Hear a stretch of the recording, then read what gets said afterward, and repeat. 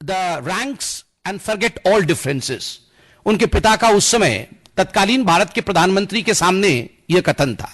जब उनके पिता की मृत्यु हुई 2009 में मुंबई के अंदर, तो अदनान सामी ने कहा था, Indian authorities have been exceptionally cooperative and a wonderful support to me and my family in this hour of distress. I can thank them enough. उस समय कांग्रेस की सरकार थी, कांग्रेस की सरकार बहुत मदद भी कर रही थी, किताब भी रिलीज कर रही थी, वो सब कुछ ठीक है। हमने पद्मश्री दे दिया तो बहुत खराब हो गया।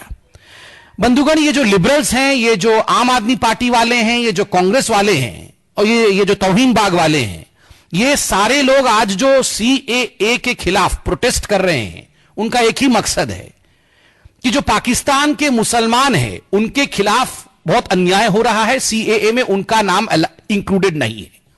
मुझे समझ में नहीं आ रहा है। अदनान सामी एक मुस्लिम है, पहले पाकिस्तान के मुस्लिम थे, उन्होंने रूल्स के तहत यहां अप्लाई किया नागरिकता के लिए, भारत की सरकार ने उन्हें नागरिकता दी और उनके मेरिट के आधार पर, उनके प्रतिभा के आधार पर उन्हें पद्मा अवार्ड्स मिला। तो क्या मुश्किल है?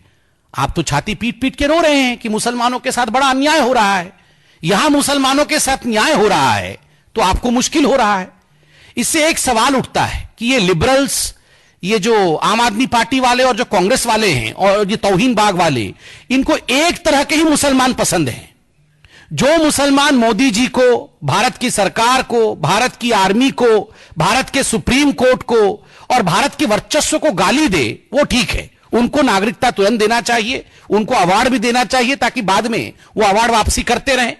और जो देश के पक्ष में बोले, जो पाकिस्तान के विरोध में बोले, उनको अवार्ड दे तो इनको दिक्कत हो जाती है। बंधुगण, जहां तक कांग्रेस पार्टी का जो बयान है कि अदनान सामी के पिता पाकिस्तान के फौज में थे, 1965 के युद्ध में भी शामिल हुए थे, मैं कुछ तथ्य यहां रखूंगा और हार्ड हिटिंग फैक्ट्स रखूंगा। ये वही कांग्रेस पार्टी है, ये वही आम आदमी पार्टी है, ये वही जेएनयू और तौहीन बाग वाले हैं जिनके लिए अफजल गुरु के बेटे का पिता से कोई संबंध नहीं होना चाहिए। अफजल गुरु का बेटा अच्छा पढ़ाई कर रहा है तो नहीं, उसके पिता का इतिहास मत देखो, बेटे को और पिता को अलग अलग करके देखो। अफजल गुरु के बेटे और पिता को अलग करके देखो, मगर अदनान सामी के पिता के साथ बेटे को जोड़ के देखो। सलमान तासीर, आपको याद होगा, सलमान तासीर पाकिस्तान के कद्दावर राजनेता रहे हैं, पंजाब के गवर्नर भी रहे हैं। सलमान तासीर भारत के खिलाफ कैसे रहे हैं, पाकिस्तानी होने के बावजूद उनके बेटे के लिए ओसीआई कार्ड, उसके लिए कांग्रेस पार्टी लड़ती रही है, उसके लिए कांग्रेस पार्टी प्रेस कॉन्फ्रेंस करती है, यह जानते हुए कि ओसीआई कार्ड में सलमान तासीर के बेटे ने, एक पाकिस्तानी के बेटे ने किस प्रकार से गलत इंफॉर्मेशन भरा था। उस समय ठीक है, बाप बेटे को अलग करके देखो, मगर अदनान सामी के केस में बाप बेटे को जोड़ के देखो। बुरहान वानी, बहुत सारे लिबरल्स के लिए यह बुरहान वानी पुअर हेडमास्टर का बेटा है, बहुत गरीब हेडमास्टर। आप जानते हैं किसने कहा था, पुअर हेडमास्टर का बेटा। बुरहान वानी पुअर हेडमास्टर का बेटा है, मगर इसमें बाप बेटे को जोड़ के देखना है। यासीन मलिक को इंडिया की आर्मी सपोर्ट करे, इंडिया की आर्मी प्रोटेक्शन दे, यासीन मलिक जो सेपरेटिस्ट है उसमें ठीक है, मगर एक व्यक्ति जो भारत का नागरिक बना है उसको प्रतिभा के आधार पर पद्मा अवार्ड्स नहीं दिया जा सकता है। याकूब मेमन, आतंकवादी के लिए 3 बजे रात को कोर्ट खुल सकता है, मगर प्रतिभावान व्यक्ति को पद्मा अवार्ड्स नहीं मिल सकता है। और सबसे बड़ी बात, यह सवाल मैं हर कांग्रेसी से पूछता हूं, आपने कहा है कि चूंकि अदनान सामी के पिताजी पाकिस्तान के फौज में थे, इसलिए अदनान सामी को पद्मा अवार्ड्स नहीं मिलना चाहिए, जबकि आज अदनान सामी भारत का नागरिक है।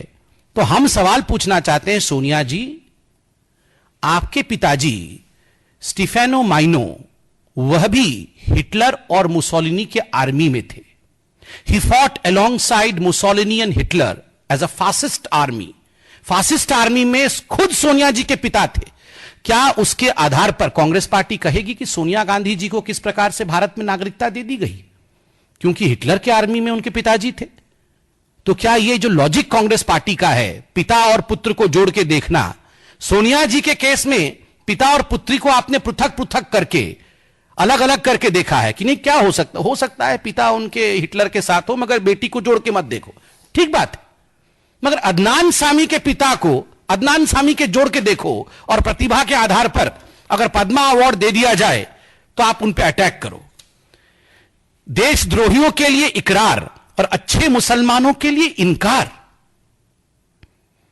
जो देशद्रोह का काम करे, यासीन मलिक, याकूब मेमन, अफजल गुरु, बुरहान वानी, इन सब के लिए इकरार, और जो अच्छे काम करके आगे बढ़े उन सब के लिए इनकार, यह कैसी बात है? 2013 में कांग्रेस पार्टी के लीडर्स ने बहुत प्रेज किया था, प्रशंसा की थी अदनान सामी की। 2005 में ताजमहल के जब 350 साल कंप्लीट हुए थे, जो सेलिब्रेशन हुआ था, कांग्रेस की सरकार ने उस समय अदनान सामी को बुलाया था बहुत बड़े परफॉर्मेंस के लिए। हरिप्रसाद चौरासिया और आबिदा परवीन के साथ वो स्टेज साझा किए थे। उस स्टेज में मुलायम सिंह यादव भी मौजूद थे और 6 तत्कालीन प्राइम मिनिस्टर जो पूर्व के थे वो मौजूद थे, पीवी नरसिम्हा राव जी मौजूद थे।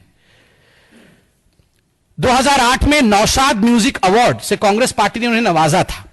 कांग्रेस पार्टी की तरफ से के रोसैया, जो आंध्र प्रदेश के फाइनेंस मिनिस्टर थे, और एमओएस माइंस केंद्र के टी सुब्बीराम रेड्डी, ये मौजूद थे। इन्होंने अवार्ड दिया था नौशाद रेड्डी। उस समय तो वो पाकिस्तान के सिटीजन थे, उस समय आपने नौशाद म्यूजिक अवार्ड दिया, वो ठीक है।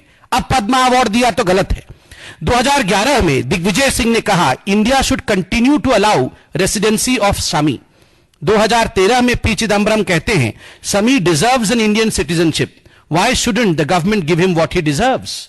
2011, 2008, 2013 उस समय कांग्रेस पार्टी कह रही थी इनको आप सिटीजनशिप भी दीजिए, अवार्ड्स भी दीजिए, मगर 2020 में यह सब कुछ खराब हो गया। मैं तो आज भगवान से एक रिक्वेस्ट कर रहा हूं, तेरी ऊंची शान है भगवान, तेरी ऊंची शान है भगवान, मेरी अर्जी मान ले भगवान, तू है सब कुछ जानने वाला, मैं हूं तेरा मानने वाला, कैसे कैसों को दिया है ऐसे वैसों को दिया है, कांग्रेस की सोच थोड़ी सी लिफ्ट करा दे, सद्बुद्धि को उनको जरा गिफ्ट करा दे। कांग्रेस को आज सद्बुद्धि की आवश्यकता है और थोड़ी सी उनकी सोच को लिफ्ट कराने की आवश्यकता है। मुझे लगता है भगवान इस बात को सुनेंगे। वो सबको कैसे कैसों को दिया है, थोड़ा राहुल गांधी को भी दे दे सद्बुद्धि। धन्यवाद बंधुओं, कोई प्रश्न हो तो अवश्य पूछें। पीएफआई को लेकर भारत के कानून मंत्री और हमारे बड़े नेता श्री रविशंकर प्रसाद जी ने दिल्ली कार्यालय में जो प्रेस कॉन्फ्रेंस हुआ उसमें कहा है, किंतु फिर भी क्योंकि उसके बाद भी कुछ डेवलपमेंट हुआ है, मीडिया के माध्यम से, सोर्स के आधार से जो खबर आज हम मीडिया में देख रहे हैं वो चिंताजनक है, वो दिल को दहला देने वाला है और देश को आज जागकर इसे देखने की आवश्यकता है। 27 बैंक प्लस 9 बैंक और ये सारे बैंकों के विषय में आया है। कुल मिलाकर 73 बैंक अकाउंट्स में 120 करोड़ रुपए का डिपॉजिट होना, और इस 120 करोड़ रुपए को किस प्रकार से पूरे देश में बांटा गया है, ठीक उसी समय जिस समय सीएए संबंधित प्रोटेस्ट के माध्यम से वायलेंस हो रहा था। ये एक बात तो स्पष्ट करता है कि पैसे बांट करके एक मैन्युफैक्चर्ड वायलेंस पूरे देश में खड़ा किया गया पीएफआई के माध्यम से। हमने यह भी देखा किस प्रकार उत्तर प्रदेश में 25 पीएफआई के लोग गिरफ्तार हुए थे आगजनी के लिए। दुखद बात है कि जो विषय सामने आया है कुछ बड़े लोगों के ऊपर यह सवाल उठाता है, और वो लोग आपने जैसे अभी कहा कपिल सिब्बल, इंदिरा जयसिंह, दुष्यंत दवे। आज हम कांग्रेस पार्टी से पूछना चाहते हैं, सोनिया गांधी जी से पूछना चाहते हैं, कपिल सिब्बल ने क्या 77 लाख रुपए, 77 लाख रुपीस जो मीडिया दिखा रही है वो लिया था? इंदिरा जयसिंह से पूछना चाहते हैं कि आपने कितना लिया था?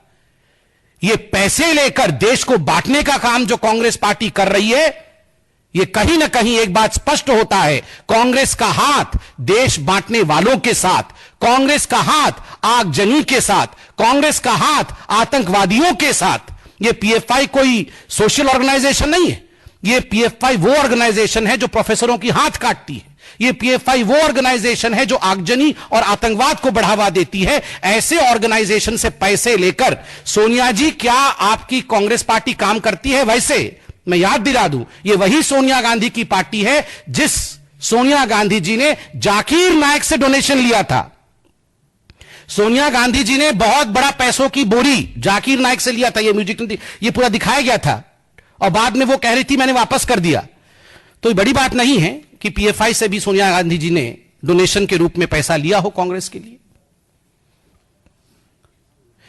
कांग्रेस ने कुछ सवाल पूछे हैं, अभी वो सवाल सामने आए हैं। जब ये प्रेस कॉन्फ्रेंस हो रहा था तो हमें लगता है कि पूरे जाबाजी के साथ कांग्रेस को डहा देने की आवश्यकता है। कांग्रेस कह रही है कि शाहीन, अमित शाह जी से सवाल पूछा है, बार बार कांग्रेस अमित शाह जी के सामने आ जाती है और फिर नेस्तनाबूद भी हो जाती है, फिर भी इनकी हिम्मत को देखिए। प्रश्न पूछती है शाहीन बाग और वहां की नारी शक्तियों से क्यों डरते हो। प्रश्न पूछती है संविधान और देश बचाने वालों से क्यों खौफ खाते हो। झूठा डर दिखाकर सत्ता की दुकानें क्यों चलाते हो। सच बताओ कि अमित शाह हिंदुस्तान से इतना क्यों घबराते हो। यह कांग्रेस पार्टी ने पूछा है। देखिए, जहां तक कांग्रेस पार्टी का सवाल है, एक नारी शक्ति की वीडियो आज हमने देखा है, किस प्रकार से सुप्रीम कोर्ट पे भी वो विश्वास नहीं कर रही। हम तो नारी शक्ति का सम्मान करने वाले हैं, हम हमेशा नारी शक्ति का सम्मान करते हैं, मगर आप किस प्रकार की शक्ति की बात कर रहे हैं।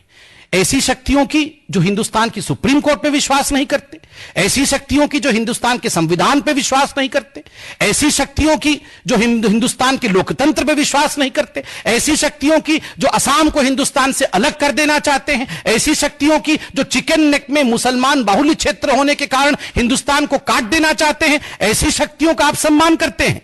दूसरी बात है, आप नारियों का अपमान कर रहे हैं। आप अपमान कर रहे हैं क्योंकि स्टिंग ऑपरेशन के माध्यम से हमने देखा है किस प्रकार से वहां देश को बदनाम करने के लिए साजिश रचा जा रहा है, पैसे बांटे जा रहे हैं 500-500 रुपए। और अभी तो आप लोगों ने पीएफआई का सच दिखाया है। ये जो पीएफआई का सच आपने दिखाया है कि 120 करोड़ रुपए कहां जा रहे हैं, ये 120 करोड़ रुपए आप लोगों ने दिखाया है सोर्सेस के माध्यम से कि बांटे गए, कहां जा रहा है। ये कौन सी शक्तियां हैं तौहीन बाग की जो सारी पैसा ले रही हैं, हम भी जानना चाहते हैं और हम भी देखेंगे। ये अमित शाह जी से सवाल पूछ रहे हैं कि सच बताओ अमित शाह जी हिंदुस्तान से इतना क्यों घबराते हो। सोनिया जी, अमित शाह और नरेंद्र मोदी हिंदुस्तान से घबराते नहीं हैं।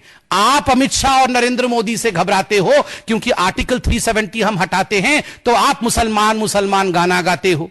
राम मंदिर के विषय में हम सुप्रीम कोर्ट में कहते हैं कि जल्दी से जल्दी सुनवाई हो तो आप मुसलमान मुसलमान गाना गाते हो। और जब हम कहते हैं कि ये तौहीन बाग को आपने आप इसके साथ खड़े हैं या नहीं, जब ये सवाल पूछते हैं तो आप मुसलमान मुसलमान गाना गाते हो। हम तो हिंदुस्तान के साथ खड़े हैं। आप बताइए हाफिज सईद आपसे इतना प्यार क्यों करता है।